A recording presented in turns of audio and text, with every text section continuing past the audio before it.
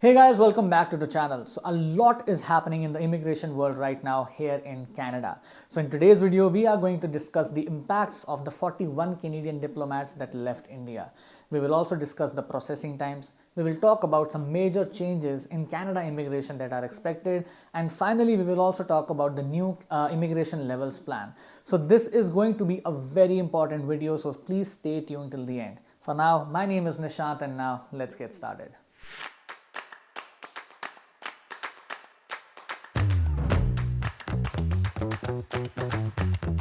We all know that India requested Canada to remove 41 Canadian diplomats from India just to balance the number of diplomats in each country, and this finally happened a couple of weeks ago, leaving only 21 Canadian diplomats in India right now, and also IRCC staff in India has also been reduced from 27 to only 5.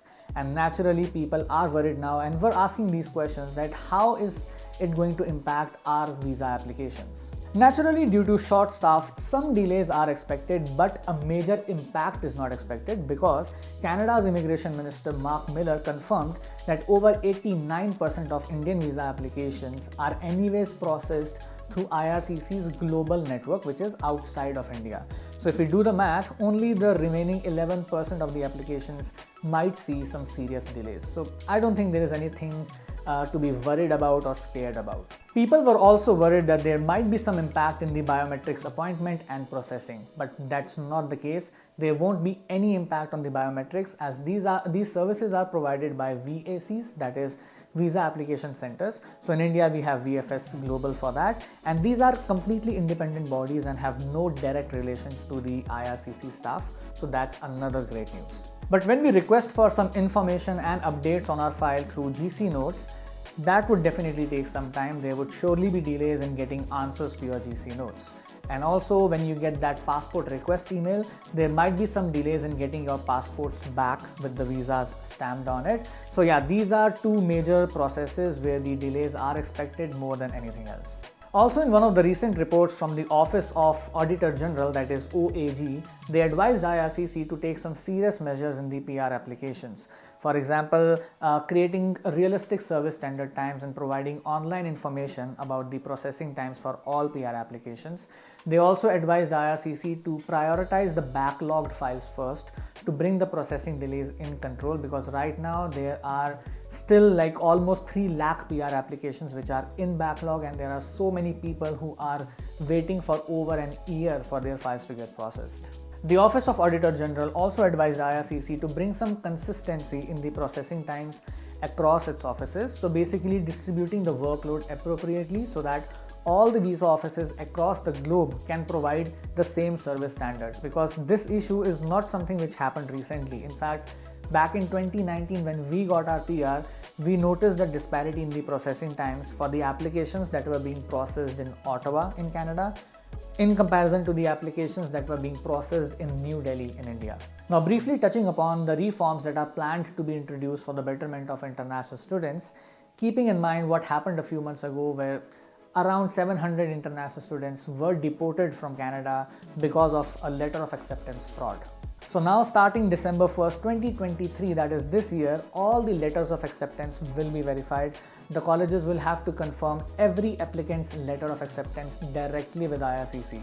And this new verification process aims to protect the international students from any letter of acceptance fraud that some of the students had to face previously. But honestly, this is so surprising that till now, no one was verifying such an important document before approving the study permit. This is bizarre. But I think this is ingrained in the Canadian culture that people here are so trusting that even if you go to a registry office to get your address updated on your driver's license, no one in that office asks for an address proof or an ID. You just tell them that, okay, this is my new address, and they'll just type it in the system and update that for you without even seeing any supporting document. But anyways, on a positive note, the Immigration Minister Mark Miller also stressed that their team is not in favor of imposing any cap on the number of new international student arrivals. So it's a big sigh of relief for all the people who were planning to move to Canada on a study permit. Along with that, Mark Miller also announced that they will conduct a review on the PGWP, that is Postgraduate Work Permit program, which hasn't been reviewed in the last 10 years, and will announce some major reforms in the coming months. and these reforms will calibrate this PGWP program to address the labor shortage in the high demand and critical sectors, and also to meet the francophone immigration goals. That means that there could be some additional benefits for the students who are bilingual. So this might be your clue to start learning French now. Now finally, let's talk about the new immigration levels plan for 2024 to 2026. There was a fear that these numbers might be reduced considering the housing crisis in Canada, but that's not going to happen. Canada aims to welcome 485,000 new permanent residents in 2024, 500,000 in 2025, and stabilize at 500,000 in 2026. And they might not increase this further while the government continues to augment the Canada's labor market and improve the employment opportunities. So that's another great news, that finally the government has realized that they need to focus on providing employment opportunities and not just focus on increasing the immigration numbers. So that's all for today, guys, and I wish you all a very happy Diwali. If you found this video helpful, then please hit the like button and subscribe to our channel for more such content. I'll see you in our next video. Till then, take care and stay safe.